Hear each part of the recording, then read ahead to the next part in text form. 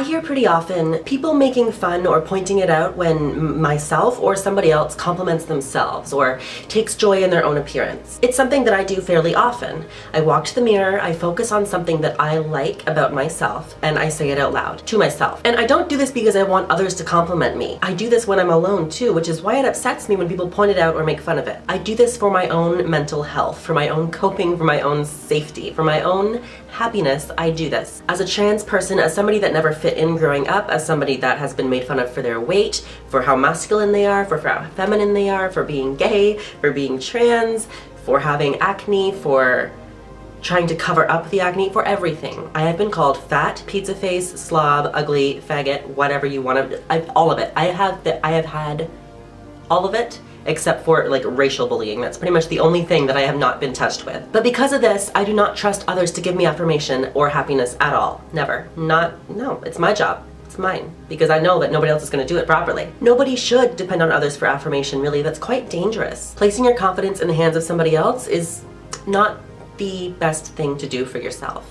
I tell myself that I am great because I spent most of my developmental years being told the opposite by my peers. My family was fine, but as a kid, you undervalue the opinions of your family and of yourself, and you overvalue the opinions of your peers. If my family was also a problem, I don't know what I would have done. So when people ask me now, did you just compliment yourself? Did you just celebrate your own choice of clothing? Did you just project positivity towards yourself in a mirror? I will say, hell yes, I did.